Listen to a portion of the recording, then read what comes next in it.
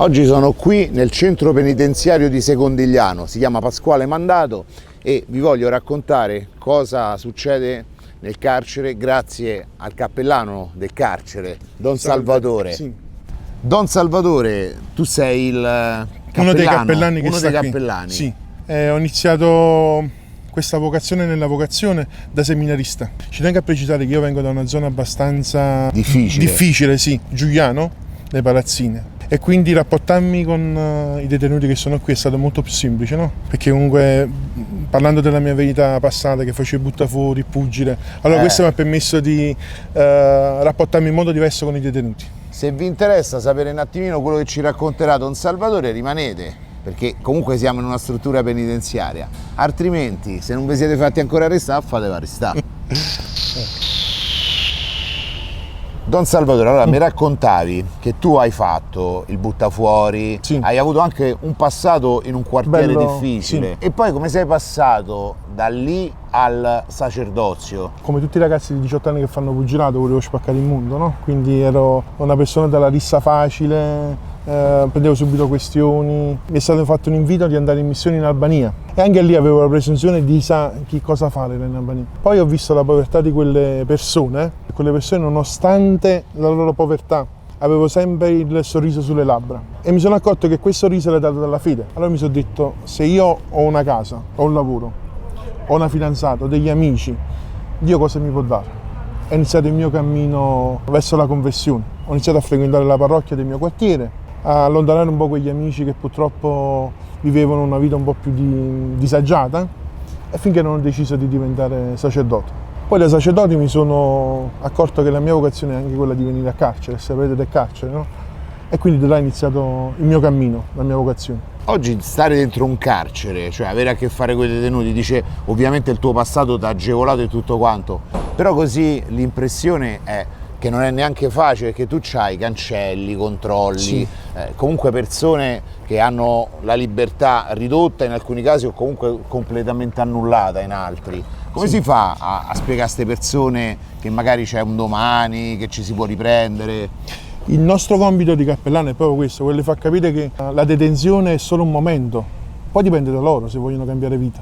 Infatti in questo ci sono delle testimonianze, un ragazzo che è uscito fuori da Secondigliano, adesso invece si è sposato, lavora onestamente, ha una famiglia, siamo rimasti buoni rapporti, quindi il carcere non è solo una condanna, ma diventa anche un riscatto, anche perché i carceri italiani sono stati pensati non come punitivi, ma rieducativi, dovrebbe essere così. Dovrebbe essere rieducativo, esatto. Finché ci si riesce è la cosa migliore. Sì, poi la cosa bella è che qui in carcere c'è la cultura dello sport, infatti qui a Secondigliano ci sta una palestra, ci sono persone che chi vive l'ergastolo per esempio evade dal carcere con la palestra, con lo sport. Tempo fa facevamo anche dei tornei di pallone, poliziotti contro detenuti, quindi la cultura dello sport c'è, aiuta ad evadere un po' da quello che è il carcere. E il fatto le famiglie che li vengono a trovare, eccetera, su quello pure riesce a essere anche di conforto? A volte ci sono situazioni in cui noi cappellani diventiamo un po'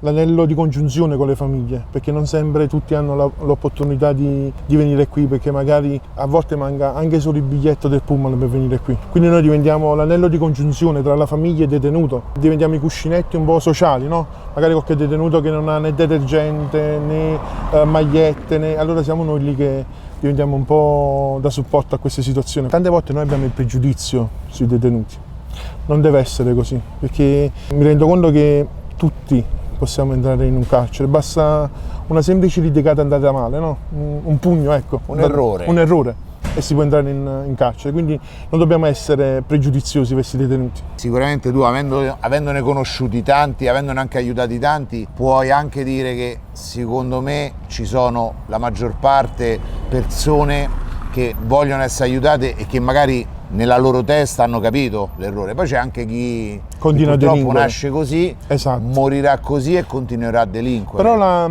testimonianza che do è che comunque, parlando un po' della loro vita, sono persone che già vengono da situazioni disagiate, già vengono da famiglie che magari il padre è stato in galera o magari il padre è morto da giovane, quindi loro si sono trovati in queste situazioni. Già vengono da una vita di sofferenza.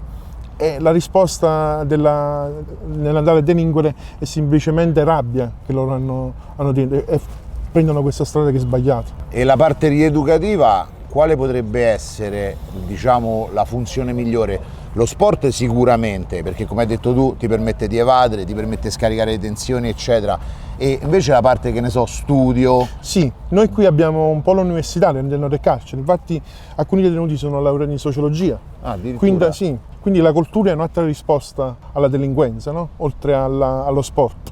Quindi qui abbiamo 2 poli universitari dove i detenuti fanno dei corsi e vengono laureati.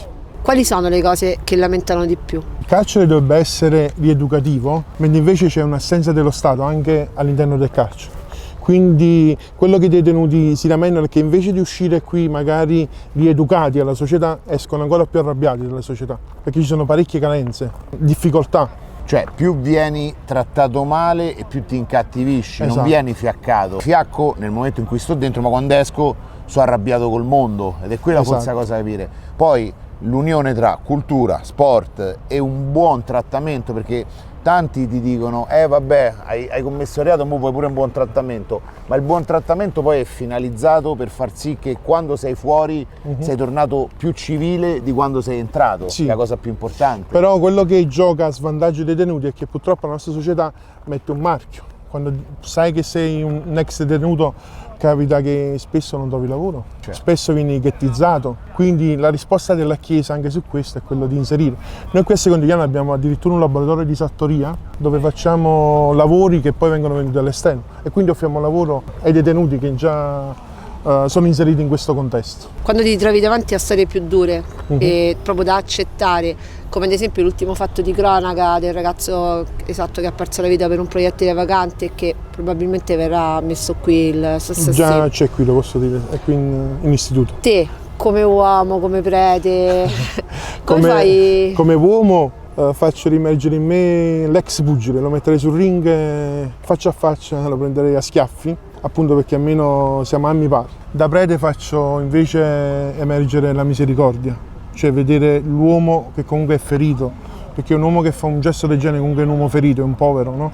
Ha delle povertà all'interno, quindi devo riuscire a discindere le due cose. Da uomo c'è la rabbia, perché uccidere una persona così, senza un contesto in cui è inserito, senza un innocente, fa rabbia. Invece da uomo di Dio, da cappellano, devo portare sempre quella parola di conforto e di misericordia che mi è stata data dal Vangelo. Un qualcosa che ti dà il riscatto, qualsiasi cosa ti dà riscatto è libertà. Don Salvatore e Salvatore, no? L'uomo e il sacerdote. Quanto riesci a equilibrarla questa cosa, visto anche poi quello che mi hai raccontato? Nel senso, a un certo punto ti esce fuori l'uomo, però poi dici no, però io sono anche il sacerdote. Quanto è difficile? È difficilissimo perché bisogna equilibrare le due cose, no? Dico una cosa, qui abbiamo anche un reparto di sex offender, dove sono detenuti appunto coloro che si sono macchiati del reato di pedofilia, violenza sessuale. E lì da uomo è tosto, quando ho saputo chi erano dovevo fare fatica. Certo. Però bisogna farlo. È tutta una questione di equilibrio. Tu sei pugile, sai, no? Quando hai l'incontro non devi andare di distinto, ma ti devi studiare l'avversario che è da fronte. E così anche quando vivi queste situazioni, devi studiare il caso che ti viene davanti per poi trovare un equilibrio. Qui all'interno del carcere, che tipologia di detenuti ci sono? Allora, il Secondigliano è nato come carcere di massima sicurezza, quindi la maggior parte c'è una sezione chiamata alta sicurezza e quindi ci sono detenuti con i reati di associazione. Quindi qui troveremo associati alla mafia, dranghetisti, camorristi e poi ci sta il reparto dei comuni dove sono i reati minori, quindi troveremo truffatori, rapinatori, eccetera. Cioè, come convivono in te? Nel senso, tu quando hai a che fare col banale truffatore, magari quello che ha fatto lo scambio del pacco è una cosa, quando hai a che fare con quello che invece mafioso, un dranghetista, comunque reati di associazione sono molto più complicati, diventa difficile. Allora, quando parlo con le persone, ecco, dei reati comuni, là c'è sempre la voglia, no, del riscatto, sai che comunque quella persona può uscire e può cambiare, ma quando parli con persone come mafiosi, boss, lì sai che ormai il male è radicato, magari una parola di conforto per fargli capire che hanno fatto del male, ma non ci lavori per il cambiamento, perché il cambiamento lì è difficile che possa essere attuato. Quindi noi lavoriamo più su chi ha i reati minori, che si può recuperare, ma chi è in un contesto di malavita è difficile sradicarlo da quella malavita. I sex offender sono quelli che giustamente suscitano in noi più rabbia. Però poi se comunque chi ha ucciso anche degli innocenti pure suscita tanta rabbia, ma è anche una persona potenzialmente ancora pericolosa. Sì, però bisogna vedere il contesto, perché per esempio ti posso raccontare la storia di un ragazzo. Lui ha ucciso una persona, sta in galera da 10 anni, ha iniziato a Nisida, era minorenne, perché lui viveva in una famiglia dove il papà era violento, la mamma ubriaca. Lui non ha mai reagito a queste violenze, le subiva solamente. Un giorno è uscito con la ragazza, dopo l'ennesima violenza del papà verso la mamma, un ragazzo di colore gli ha dato un cazzotto così, sulla macchina. Lui tutta quella rabbia repressa l'ha fatto uscire con quel ragazzo di colore, l'ha buttato sotto uccidendolo. Quindi perciò dico, bisogna vedere anche il contesto in cui si scatena. Nasce. E proprio in funzione di questa cosa qua, ti volevo chiedere, siccome le serie TV sono quelle che oggi e già in passato cambiavano la testa dei ragazzi, no? Adesso va tanto la serie Mare Fuori, dove si parla del carcere di Nisida, se non sbaglio, sì. Dove ci sono ragazzi detenuti che poi hanno fatto errori e, come hai dimostrato tu, alcuni anche un primo errore si sono ritrovati in una situazione molto grave. Come la vedi sta cosa della serie che è venuta fuori e di quello che interpretano i ragazzi? Allora, io penso che la serie come Mare Fuori e Gomorra non faccia bene alla nostra società. Infatti io faccio una battuta quando parlo con i miei ragazzi. 10 anni di Don Matteo, nessuno si è fatto prete. 1 anno di Gomorra, tutti camorristi. Quindi queste sono pure delle idealizzazioni sbagliate che si vuole dare, no? Perché qual è il messaggio che passa attraverso Mare Fuori, Gomorra? Che la camorra, la malavita ti dà potere, ti dà soldi, ti dà rispetto. Invece non è così. Dipende uno come quello che vuole percepire, perché pure io l'ho visto, non lo nego. Certo. Però lo vedo giusto ma non è che idealizzo il messaggio che mi vogliono dare. Ma forse lo hanno anche romanzato troppo. Cioè il problema qual è? È che quando io romanzo una situazione drammatica come quella e uno dice vabbè, ma non è così male, vedi, si incontrano con le ragazze, si divertono, certo ci sono un po' di prevaricazioni e violenze, ma si risolve tutto, e poi alla fine fanno vedere sempre che il più prepotente eccetera è quello, o quello che trasgredisce le regole, è quello che ce la fa sempre, e forse probabilmente è quello l'errore, cosa che per esempio all'interno del carcere non avviene. No.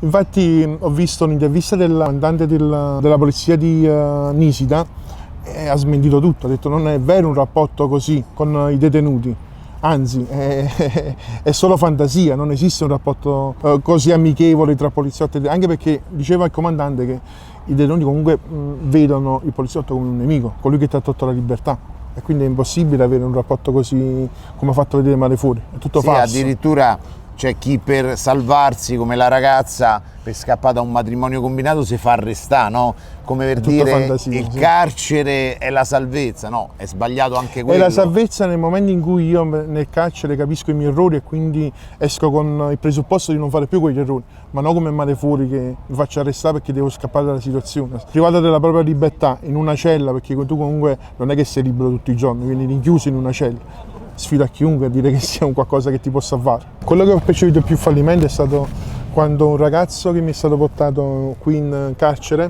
per spaccio è uscito e è ritornato a spacciare perché ha detto che lui non si avrebbe mai spoccato le mani per 800 euro al mese con il lavoro onesto, quindi è ritornato a spacciare. Ma lui quando stava dentro però aveva dei buoni propositi? Assolutamente, si è sempre dichiarato il fatto di dover uscire e quindi continuare a delinquere.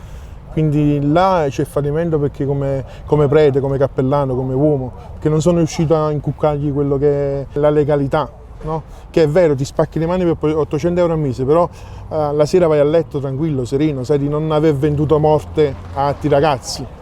Noi, una cosa che ci tengo a dire, noi comunque siamo noi che facciamo le proposte per la libertà, per il permesso ai detenuti, a prescindere da chi viene al percorso di fede, facciamo uscire chi ha bisogno. Non è che, perché poi se no diventa una sorta di ricatto, tu vieni al cammino di fede credi in Dio, ti faccio liberare, che sarebbe sbagliato. Invece no, perché noi qua abbiamo anche persone musulmane e noi a prescindere dal loro credo comunque aiutiamo anche loro. Vedi, questa te la volevo chiedere infatti, cioè religioni diverse, anche religioni forti come quella musulmana, però tu che sei comunque un prete cattolico stai lì, lo aiuti, Certamente, lo sì. supporti.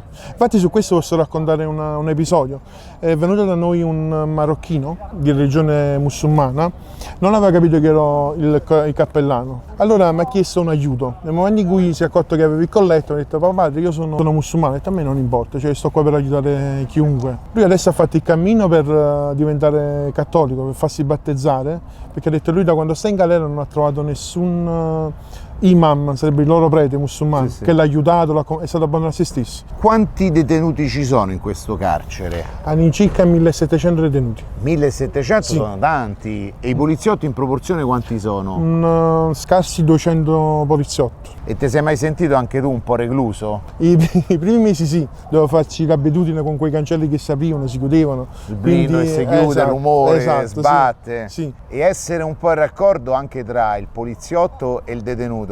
Certe volte ti potresti trovare in una situazione di dover dare ragione o supporto a qualcuno, lì come fai? Io cerco di essere diplomatico, non do né ragione a uno né ragione all'altro, nel senso che cerco di mettere sempre pace, no? Sempre di dare il 50 e 50, mai pendere solo da un lato o dall'altro, anche perché se no va a cadere quella figura di fiducia che c'è tra la polizia e noi e tra il detenuto e noi, quindi cerco sempre di trovare un equilibrio anche in questo. Dimmi. Se tu avessi potere, tipo la bacchetta magica, la prima cosa che cambieresti? E come è strutturato, come i programmi per l'educazione della detenzione, no? Perché ci sono tanti progetti, però alla fine non vanno tutti a buon fine. Meno burocrazia, più fatti, più opere, più progetti educativi. Lavoro, studio e sport sono i tre pilastri poi fondamentali. Che possono cambiare la persona, sì. Poi ho visto comunque qua dentro di lavoro se ne fa in ogni caso. Sì, per i poliziotti e sia per i detenuti. E invece quelli che proprio non vogliono lavorare, come fate in quel caso? Cioè quello che ha deciso mi metto in branda, voglio parlare sempre di malavita, tutto quanto, lì uno come fa? No, e noi non... là è la libertà loro, cioè sembra un controsenso nel carcere parlare di libertà, però nella libertà loro scelgono questo e quindi vivono la sua detenzione in questa maniera. Però poi alla fine i frutti quali sono? Cosa si portano a casa? Nulla. Quello infatti. Invece uno che fa un cammino, studia o fa altro, si porta dei frutti, no? Porta del cambiamento. La maggior parte dei ragazzi che non rientrano più in carcere perché hanno fatto questo cammino, hanno fatto questo cambiamento. Perché sono riusciti a sorpassare quell'ostacolo che è il lavoro, Esatto. che è metterci la testa e magari anche il fatto che a un certo punto ti godi diversamente i frutti del lavoro. Esatto. Perché come diciamo sempre, i soldi guadagnati in maniera veloce e illegale si spendono subito e non hanno valore. Esatto. I soldi fatti col duro lavoro, la dura fatica invece tanta roba. Qui dal carcere Secondigliano, allora oggi noi vi salutiamo, spero che vi sia stato utile sentire dalle parole di Don Salvatore, le testimonianze e tutto quanto come funziona il carcere, quello che avviene in carcere. Io adesso mi avvio verso l'uscita. Ovviamente se volete che torniamo qui in carcere, magari anche con Mattia Faroni che oggi non è potuto venire, scrivete nei commenti carcere. Vi saluto tutti quanti e facciamo anche un augurio di presta libertà a tutti i detenuti e ci vediamo al prossimo video. Ciao!